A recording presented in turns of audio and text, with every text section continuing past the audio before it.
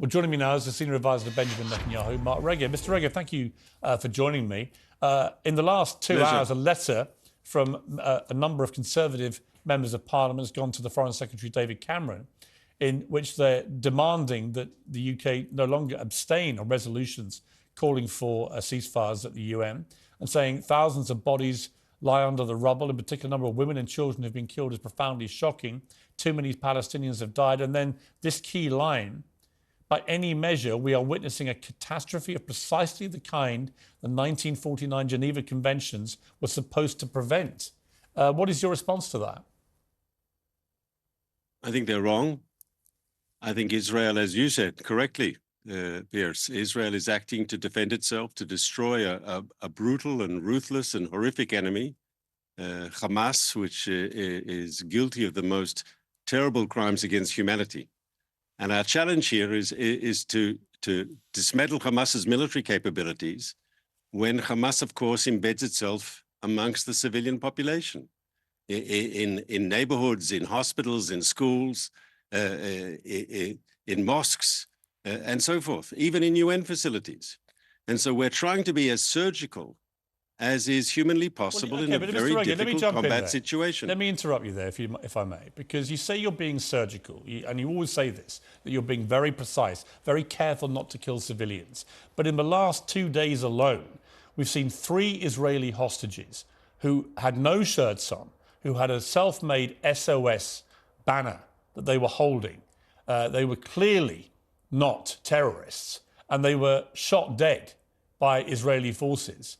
And then we have these 2 women killed outside a Catholic church in an act the Pope has called terrorism, based on his information that he's got from the Archbishop in Jerusalem. This is, I'm afraid, not indicative of a fighting force that is trying to be surgical or precise. It is actually lending, I would say, support to the notion that President Biden put out, that it's indiscriminate. So let's talk about those 2 issues specifically. Let's start with the 3 hostages who were tragically killed. You know, the fighting in Gaza, in that particular part of Gaza, has been very intense, close quarter combat, face-to-face fighting, and it's very difficult. And our soldiers claim, and this is being investigated, of course, that obviously they perceive the 3 as a threat, incorrectly and tragically. You know, in all sorts of urban warfare, you have what the experts call blue on blue shooting. They were waving a white friendly fire. They were waving a white. There hasn't been a white piece of cloth with SOS. You know, they were clearly not Hamas terrorists, unless you've been killing a number of Hamas terrorists. You've been waving white cloths with SOS and surrender on them, which I don't think you have. These people were killed, and they turned out to be Israeli hostages. I mean, it's an absolute tragedy. But to simply dismiss it as sort of blue on blue, it seems to me it wasn't an accident. They were deliberately killed, and they were literally holding a cloth saying SOS. I mean, it's hard to think of a more blatant killing of innocent people than this, isn't it? It's worse than blue on blue because they are civilians. They weren't even combatants, yes? And they were freeing, obviously, running away from Hamas. One of our problems in this was the soldiers on the ground did not have a briefing that they could expect to see hostages walking down the street, so to speak. We expected to see hostages in tunnels, in dark rooms, imprisoned. And the idea that they'd be walking around somehow free was a surprise. Why would they shoot anybody holding an SOS banner? Would they shoot a Palestinian that was doing that? A Palestinian civilian? Your assumption, which could be correct, Piers, but it also might be incorrect, is that the soldiers who fired the shots saw all that. And this has to be investigated. Obviously, when it was over, all this was discovered. But we have to find out, and it has to be investigated, what did the soldiers see at the time? It's clear that they perceived that this was a threat. And we know that there was fighting in that area. There was hostile fire from the location, more or less, where the 3 were coming from, both before and after this tragic event. So we have to investigate. We have to get to the bottom. But I can tell you this: the chief of staff of the Israeli military, the most high senior officer in uniform, he spoke publicly earlier, and he said very clearly, of course, that the idea of shooting someone who is holding a white flag and so forth, that is against our code. That's against our rules of engagement. He was crystal clear, and he even stressed it's not connected to them being hostages. Even if they had been Gazan Palestinians, that would have been wrong behavior against our code of conduct. And let me explain why. For two reasons. One, for moral reasons. It's against the morality of the army, but also from a tactical point of view, because if you can take prisoners, then you get information, you get intelligence. So how is this in other happen? words, the idea. So it was obviously it has to be investigated, but the chief of staff said clearly this is against our code of conduct. What has happened to the IDF soldiers who fired the bullets? So there's an investigation going on, and the question is, what did they see? Have they been withdrawn from the battlefield? Well, first of all, we have to see what the investigation comes out. How do you investigate if they're still out there fighting? Have you brought them back? No, I'm sure the ways the military does these investigations is always very thorough, because we want to learn the lessons. And let's be frank, the families of the three people... Just to be clear, do you know if they're still in active fighting, or whether the soldiers, I don't know, Piers. or whether the soldiers responsible have been withdrawn?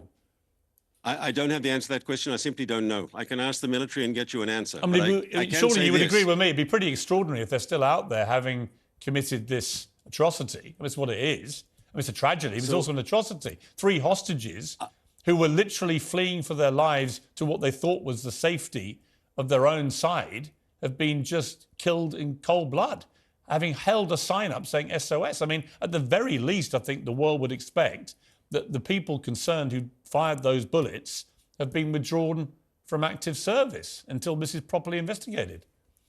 So once again, I'll ask the IDF, but I can say the following, that there was no attempt at all to try to hush things up. We openly admitted this. The army came straight out and spoke to the families and said this was a terrible accident and it will be looked into and there'll be a thorough investigation. And the evidence and what the investigation reveals will be shared with the families of the 3 hostages who were killed.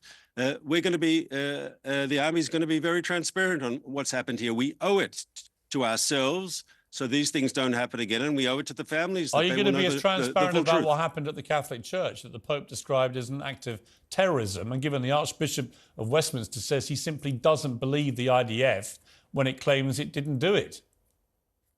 So we'll investigate that as well. We are in the process of doing so. We're looking at the situation closely. You must know if your snipers did it. We at the moment...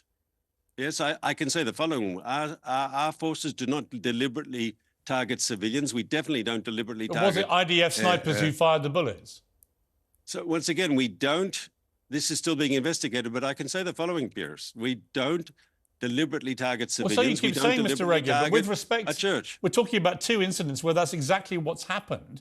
And why it's happened is crucially important to the credibility of the wider statements that you've been making on behalf of the Israeli government about whether you are being indiscriminate. That's why it's so important. And again, I just ask you a simple question. You must know, you knew immediately you'd fired the bullets that killed the hostages. You must equally have known immediately whether your snipers have shot these 2 women outside a Catholic church. You literally just have to ask the question. So this happened over the weekend. You must have had enough time now to establish, was it Israeli snipers? Because earlier today you were denying the suggestion it may have been IDF, but the Archbishop says that's a lie. So what is the situation with these killings? So let me please answer by saying what needs to be said. It's not like someone Israeli is hanging around with a gun and indiscriminately shooting. We're talking about combat zones.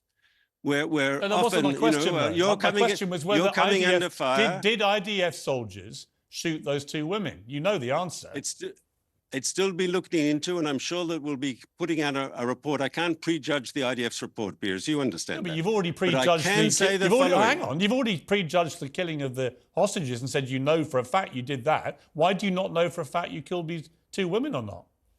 Because we had the bodies here of the 3. And there was immediately shown to be true. I'm not sure we've got the bodies of the 2 women. I don't know where they are.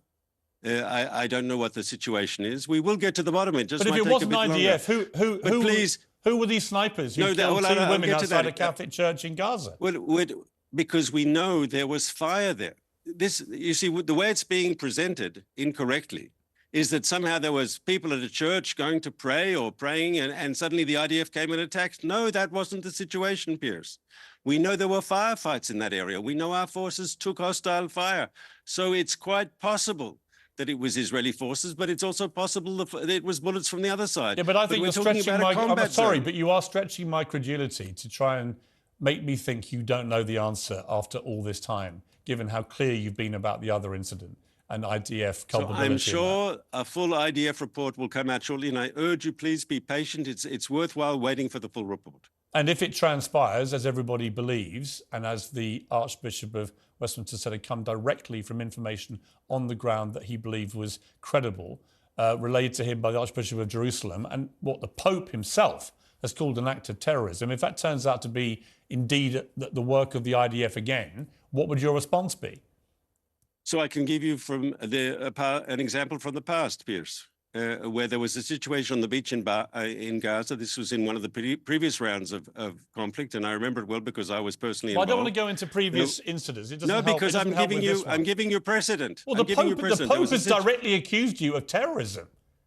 No, but so please allow me to I do ask the think question, it's incumbent on you as a government to very, very, very quickly tell the world what happened here. Citing previous incidents in previous wars and conflicts is kind of meaningless, frankly. I mean, no, but judge us by our track record, because in the past we have come clean when there was an accident and we misidentified a target and we killed innocent people, and that's what I'm starting to tell you. We have come and admitted that we've made a mistake. But you must know if you had snipers in that area by that church who shot people.